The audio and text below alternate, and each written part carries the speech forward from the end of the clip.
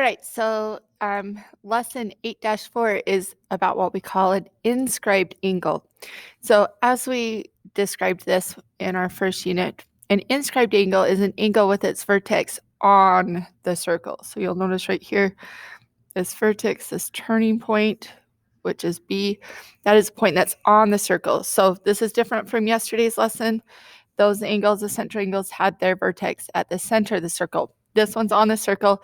Notice the two sides of this inscribed angle right here. They're not radii like they were yesterday. These are just chords, just segments that go from a point on the circle to a point on the circle. So those sides here are chords.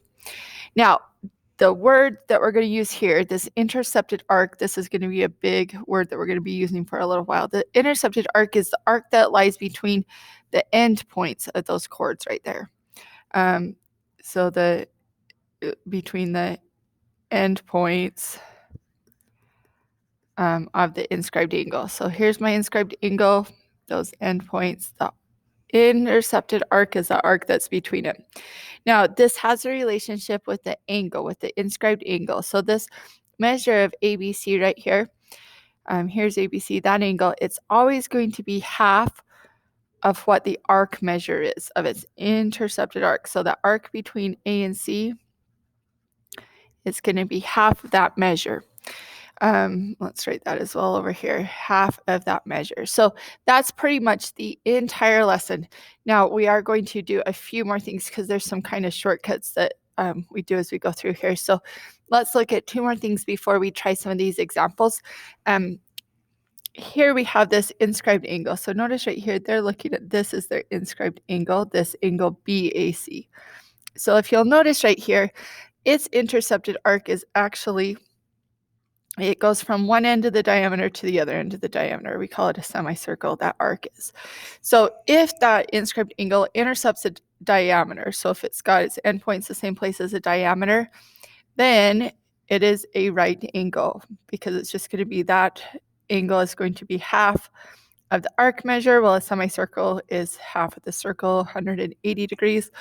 So that angle is going to be half of that, or it's going to be 90 degrees right there.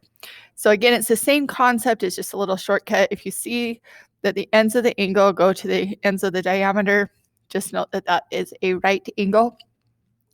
Also, sometimes they don't give you measurements of arcs and still ask you to find angles.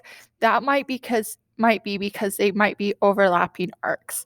So sometimes we've got angles here. So let's look at this angle. Measure of angle ABD. Here's ABD. It's that angle right here. So that has an intercepted arc that goes between A and D right here. Now, sometimes they'll ask you to find this and they don't even give you this arc, but it might be that they give you another angle that has the same intercepted arc. So when you look at this one, notice this angle ACD right here.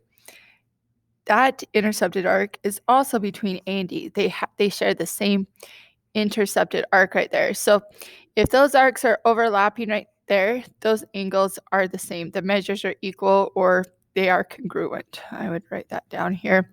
So they're either congruent or measure ABD is equal to the measure of angle ACD. Again, I've got to have the same intercepted arc, so you'll notice that the first and last letters are going to be the same or in different order, but they will be the same. All right, let's go ahead and try some of these problems then. So example 1, right here, these are just kind of basic warming up questions. They're asking for the angle WXY. So here's WXY.